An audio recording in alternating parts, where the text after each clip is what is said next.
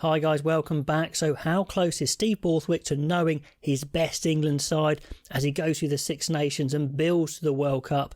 Of course, it's only been 2 games. You could say it's too early to try and guess, but it's fun. It's what we're all thinking. So let's go for it. And I'm going to be quite bold and say who is definitely locked in. And even if we're not sure, I'm going to make a guess at who the best player is at the moment.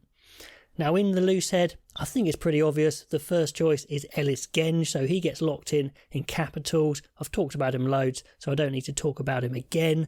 The question is, though, who's the backup? Who's on the bench? We've seen Mako Vunipola coming on, but it's been painfully slow. A lot of people saying, why is he on there? That Borthwick must see something in him. Maybe he does, or maybe it is this funny restriction we've heard about on the squad that no one really knows what it is, and it hasn't really been written, only speculated. But the fact that Vunipola's in, to me, says there's still maybe some restrictions on how many changes he can make from Eddie Jones's squad in the autumn. Who's the best guy to go on the bench? Well, it needs to be an impact player, and to me that's either Bevan Rodd or Varapava Ruskin, and from what we've seen in the Premiership, I think that's Rapava Ruskin, so he goes in at number 17. Now let's get on to hooker. And it's not a strong area for England. I don't think there's an obvious choice. Jamie George has been starting. Luke Cowan-Dickie would probably come back into the frame when he's fit again. We haven't got to see George McGuigan, who's probably been the form hooker in the Premiership. Jack Walker hasn't been overly trusted with minutes, and many of you Harlequins fans say his throwing isn't the greatest. Or do you start thinking about a wild card and explosive player like Harry Thacker? Now for me, it's up in the air, so I'm sticking with Jamie George. He's very good in the set piece. He's very mature, very experienced. Sure, he's maybe not the most explosive. And on the bench, well, again, who's it going to be? I've got a feeling that when Luke Cowan-Dickie is fit, maybe he comes back in, but it is a bit up in the air, that position. Into the tight head, an area of concern for England. And I think some good news here. I think Carl Sinclair's actually got better and better in these first 2 games, and I'm actually locking him in at the moment. I think he's looking our best tight head. You may disagree. Dan Cole's been brought in as a bit of an emergency. Sure, he can scrummage, but I'm not really seeing anything else. We've got Will Stewart, Joe Hayes, many of you saying the likes of Nick Shonnerts have come into it as well. So I'm guessing who's going to be the tight head replacement on the bench, who would be the best replacement, and from what I've seen in the past, I'm going for Will Stewart when he's fit again.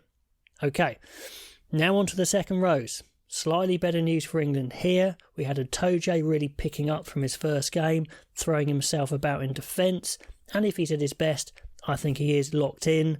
And I think the 2 games, we've seen 2 games for Ollie Chesham already, but I've seen enough. I think he's locked in. Itoje and Chesham, they are my 2 best second rows. Now, who backs him up? We've seen Ezekwe on the bench, but hasn't really set the world alight. Dave Ribbons we haven't seen. I think he's very good. News he's going off abroad as well after the World Cup, but he still would be available. Courtney Lawes, can you persuade him to play second row? He doesn't want to, but if he has to get in the team, I'm sure he will. Johnny Hill's kind of been discarded and hadn't been the greatest in the past. Could Alex Coles come back into it, or could you even call back Joe Launchbury when he returns from Japan? I was tempted by that, but I think you persuade Courtney Lawes to cover the second row if he has to. Plus, of course, he'll cover blindside as well. So Courtney Lawes is my question mark on the bench. On to blindside. Lewis Ludlam has played the first 2 games and looked great. Courtney Lawes obviously could come back in and play blindside.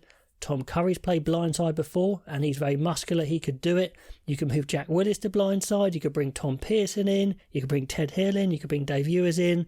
Now I could lock in Lewis Ludlam here, but the problem I have is when Tom Curry comes back to fitness, I think he's so good and integral, you kind of want him in the team, and I'll explain my thinking, but I'm putting Tom Curry in at 6 as a question mark, because on the open side I think Jack Willis has been so good, I think he's locked in as a definite for now. Tom Curry obviously could play there, Ben Earl, Tom Pearson could absolutely do it.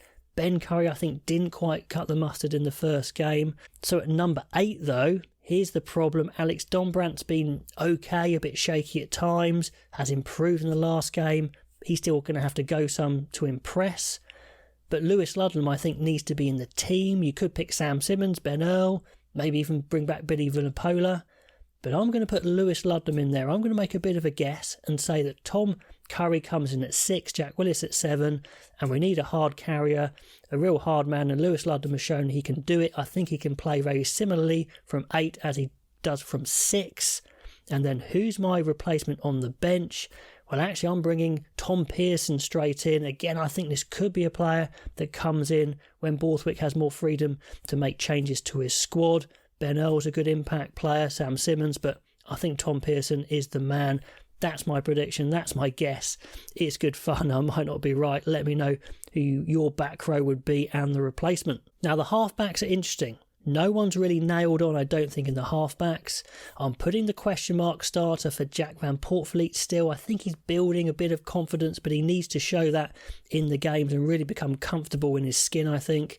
Alex Mitchell showed good impact from the bench. Ben Youngs, I don't think, has the impact. Rafi Quirk could come back into it, but at the moment I'm going question mark with Van Poortvliet starting, Mitchell coming on, but it could change. And fly half is interesting. Owen Farrell has shown some strengths, some weaknesses. He's not the quickest, he's not the most creative. When he makes tackles, he's very physical, although he does miss a few. His kicking's kind of been off a bit at goal. Marcus Smith, we haven't seen him with a powerful backline, so it would be good to see him with a powerful backline, but he has shown some weaknesses as well, like in defence, like trying a bit too hard maybe. So it could be either of those two. Finn Smith's in the squad and we haven't even seen him. He's a good player. He could come into it. And then, of course, George Ford coming back from injury. He could get into it. And do you know what? It's a question mark. And at the moment, I think Farrell and Smith have got so many questions. I'm going with George Ford as the starting 10, just for fun. And on the bench, I'm putting Owen Farrell actually because he does cover 10 and 12, which can be very useful. Let me know what you go with at the moment. I think it's very much up in the air. Inside centre. Okay, we didn't see Dan Kelly because he got injured. I think we will see him at some point. But last game, Ollie Lawrence came in and was fantastic. And on that performance, I'm just going to be bold. I'm going to lock him in. We need him somewhere, I think, in the centre. So I'm going to lock him in at 12 for now. Again, we might see Dan Kelly in. And maybe we could see a Kelly 12, Lawrence 13 midfield at some point. That would be interesting. Manu Tuolangi hasn't been used so far, which I think says a lot. And his injury profile, he's not quite what he was. I'm just going to leave him alone for now.